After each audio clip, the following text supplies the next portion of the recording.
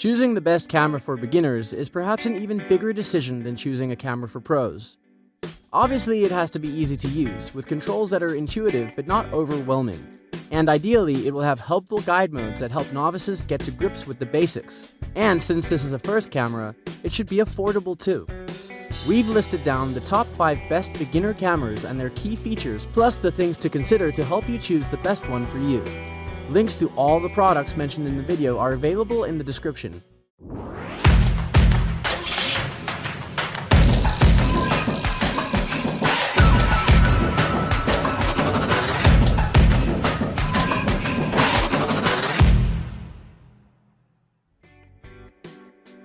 Number 5. Canon EOS 90D. This is Canon's first camera to follow a new and exciting development in digital cameras, combining high resolution with high frame rates. Not only does the EOS 90D beat any APS-C Canon before it for megapixels, it can do this at 10 frames per second. Before, the only APS-C Canon capable of this was the EOS 7D Mark II, an out-and-out sports model whose future now looks uncertain. In fact, the EOS 90D represents a merging of 2 previously separate Canon DSLR lines, the EOS 80D and the EOS 7D Mark II. The EOS 90D is most like the EOS 80D in its design and construction and pricing, but pretty much thrashes the EOS 7D Mark II in all but autofocus specifications. But it's not just about the frame rate. The EOS 90D also shoots 4K video, and not in that irritating crop mode previously seen on Canon cameras, but using the full sensor width at last. Now, you don't get an instant crop factor when you switch to 4K video, and your wide lenses do actually stay wide. There's something else worth pointing out too. The EOS 90D uses Canon's dual-pixel CMOS autofocus system, as used to great effect on its mirrorless cameras. So when you switch the EOS 90D to live view mode, it's at no autofocus disadvantage at all compared to a mirrorless camera.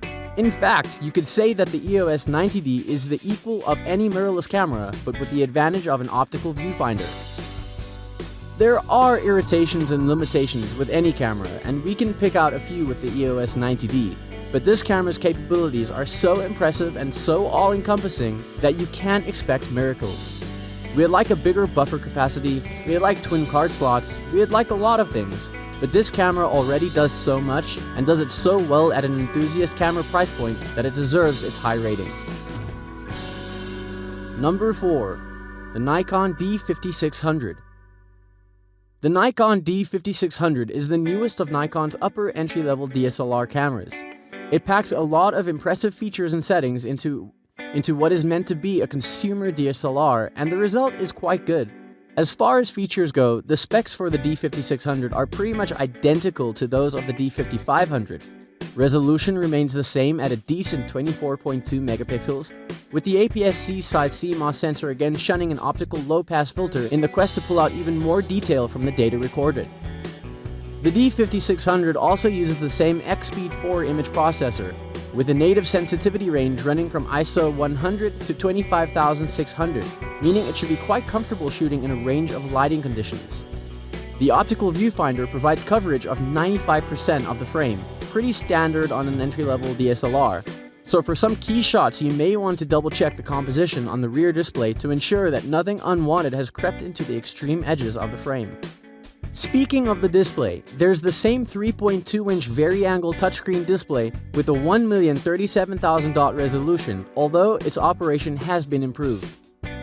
It now offers the frame advance bar we've seen on both the D5 and D500 to speed up toggling through images, as well as a crop function for use during playback.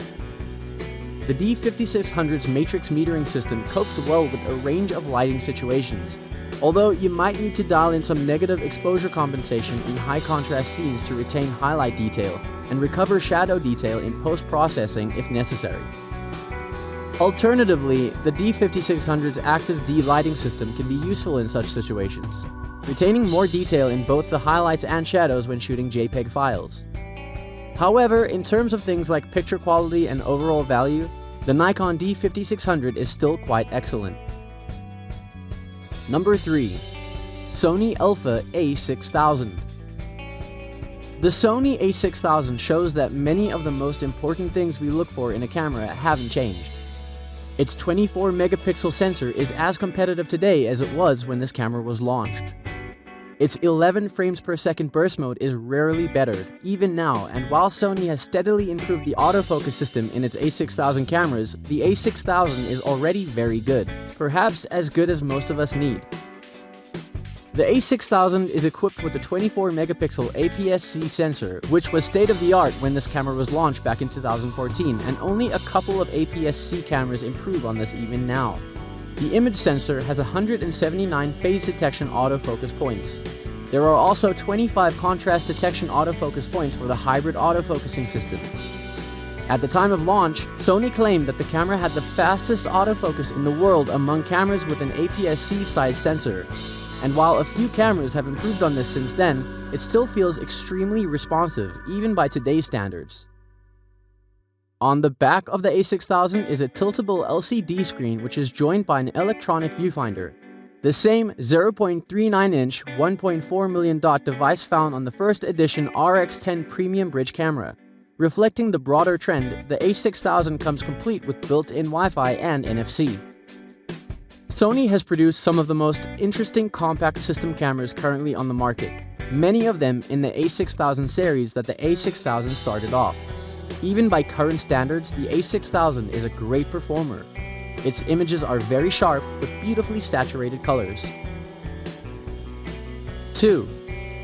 Canon EOS Rebel T7i. The Canon EOS T7i is the latest addition to the Rebel lineup, and it came out to replace the T6i.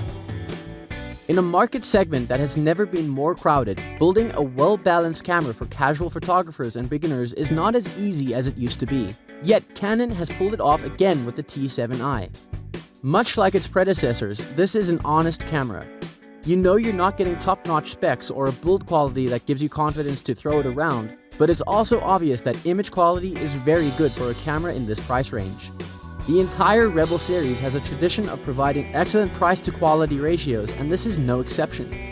At the heart of the T7i is a 24 megapixel APS-C sensor that works together with the Digic 7 image processor. One of the most interesting features of the T7i is its autofocus system. All of its 45 points are horizontally and vertically sensitive. This makes it easy to work with the camera when shooting through the viewfinder as well as when using the LCD. Even so, this has been labeled by many as the best Rebel yet, and we must admit that you do get a lot for the money. We highly recommend it to beginners and occasional photographers who want great image quality without breaking the bank. Number 1. Nikon D3500. The Nikon D3500 is an entry-level DSLR for beginners. It's a modest upgrade over the popular D3400 with the same 24.2 megapixel resolution, but a redesigned body and improved battery life. Being a DSLR, the Nikon D3500 has a chunkier body than a mirrorless camera because it needs to be thick enough to incorporate a mirror for its optical viewfinder. However, the D3500 is commendably small for a DSLR. It's also a fraction lighter than the old D3400, but with a thicker grip that makes it a bit more wieldy with bigger lenses. It's designed to be beginner-friendly, but that doesn't mean it's simplistic. As well as full auto and guide modes, the D3500 has the full set of program AE, aperture priority, shutter priority, and manual modes you'd expect on a serious camera.